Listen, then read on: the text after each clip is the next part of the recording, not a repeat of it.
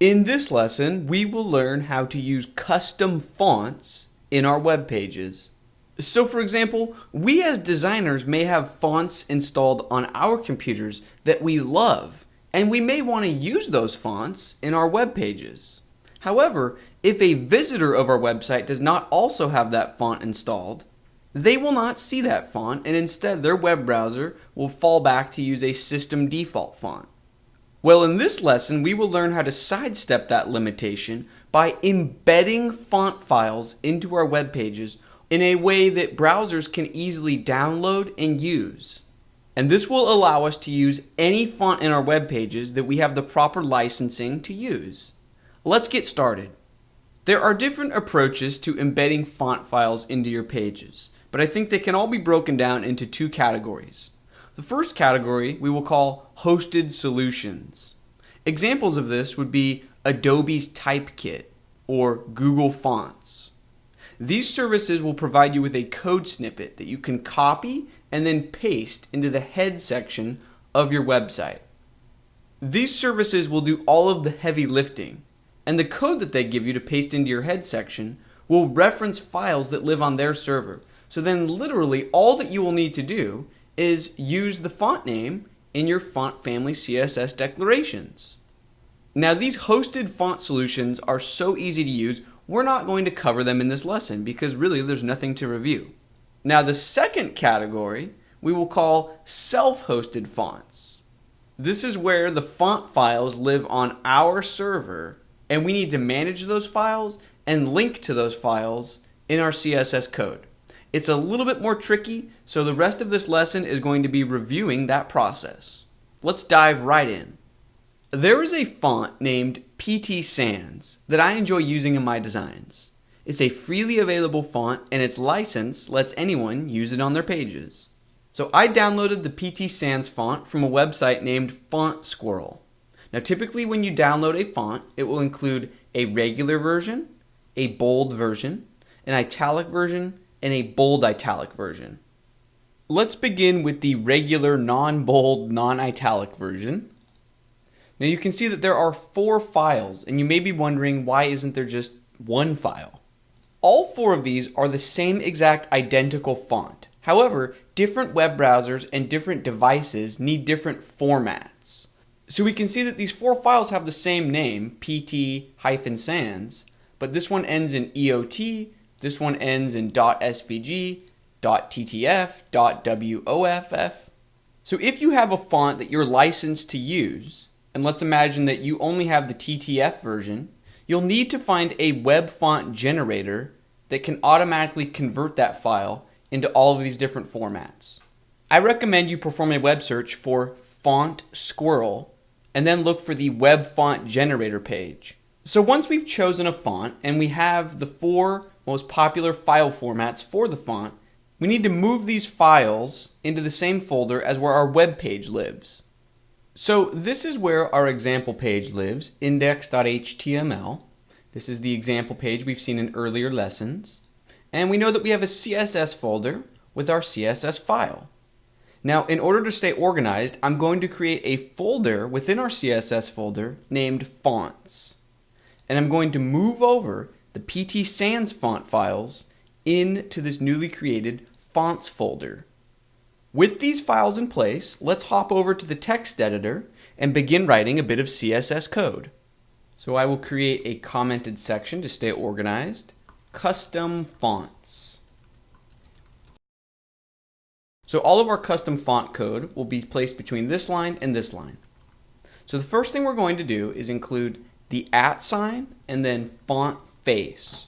Now this code syntax looks like a typical CSS rule that we've seen in the course. However, this is not a traditional selector. We're not selecting anything on the page to style. Instead, we are defining a font. So within the brackets, we'll say font family, PT Sans, or whatever the name of your font is. On the next line of code, source. This is where we point the web browser to those font files that we just moved in to the newly created fonts folder. The first file that I will link to is the WOFF, the WOFF extension, because it's the most upcoming emerging font standard. So I'll copy and paste this name instead of having to remember the exact spelling. URL, quotes. We will begin by typing the name of the folder that we know the file lives in. We know that it lives in the fonts subfolder. So fonts and then / and then we'll paste in the name of the file. Then outside of these parentheses, we'll say format, and we know that the format is WAF. Finally, we know that this is not the bold or the italic version. This is just the normal standard version. So we'll say font weight is normal, and font style is not italic, but it's just normal. With this code in place, and with the font file in place, we can now use this font name, PT Sans, in our CSS. So our body element is currently telling the page to use the Georgia font, which we can see here. But let's remove this and take our PT Sans font for a spin. PT Sans, if that's not available for some reason, maybe the download fails, we'll use Arial. If that's not available, we'll use the system default sans serif font. Now before we save and refresh, I should point out that this code where we're defining the font and pointing to the font files, this should actually be placed before we reference the font name. So I'm just going to cut and paste that code to sit at the top of our style sheet. So if we save and refresh, you can see that the browser is now successfully using the custom font. However, our job is not complete, because even though this font will work in the newest version of Firefox and the newest version of Chrome, older browsers and other touchscreen devices will not be able to load the WOFF version. So this is where the code gets a little bit trickier. We now need to link to these other 3 formats as well in our code. So instead of boring you with this code, I'm just going to paste it in and explain it. We now have 2 source declarations. The first simply links to the EOT version of the font, and this is for Internet Explorer 9. Our second source declaration has paths to all 4 font formats. So this will work in older versions of Internet Explorer. This is the WAF version that will work in the latest browsers and devices. TTF, which will work in slightly older devices, and SVG, which will work for certain touchscreen or mobile devices. Now, in this second source declaration, where we're linking to multiple formats, after we're done pointing the browser to one file, we simply include a comma, and then we can link to the next file, so on and so forth. So we now have rock-solid support for this font. This will work in the widest range of browsers and devices. However, we've only set up the regular version of the font. What if we want the font to be bold or italic? You will see in the page that the web browser is trying to make the text bold here, it's trying to make the text italic here, and it's trying to make the text both bold and italic here. But if you zoom in and look very closely, you can tell that it doesn't look quite right.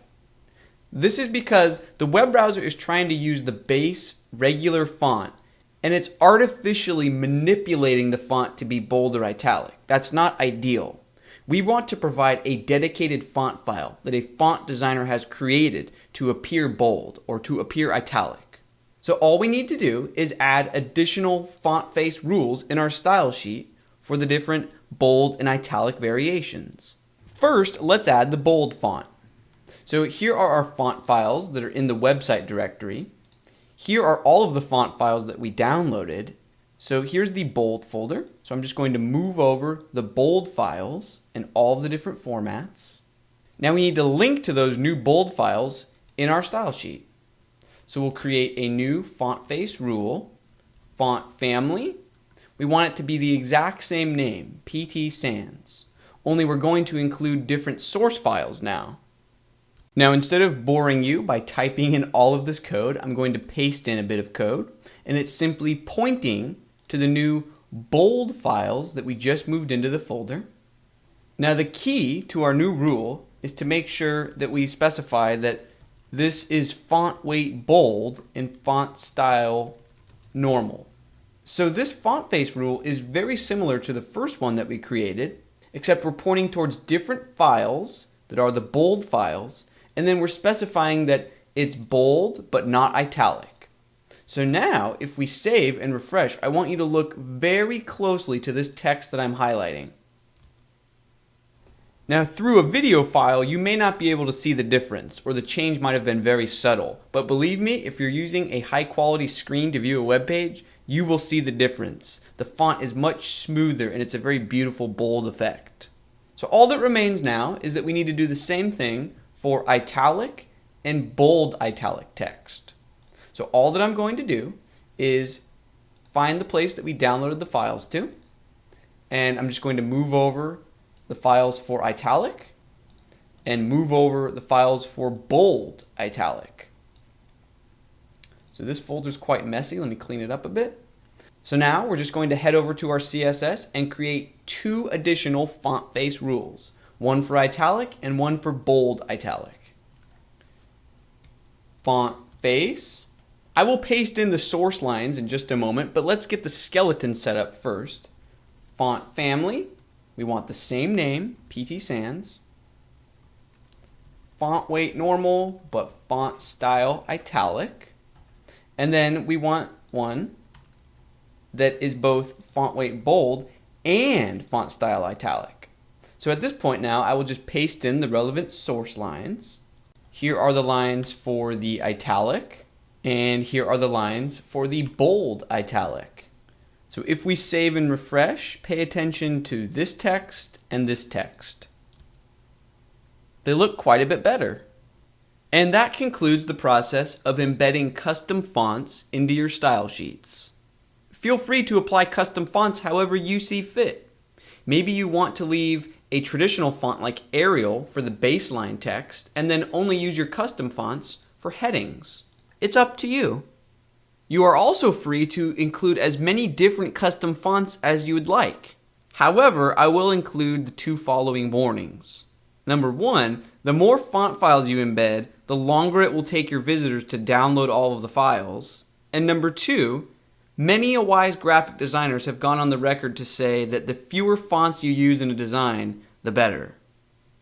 But there is no objective right or wrong way to approach typography. Have fun, and I will see you in the next lesson.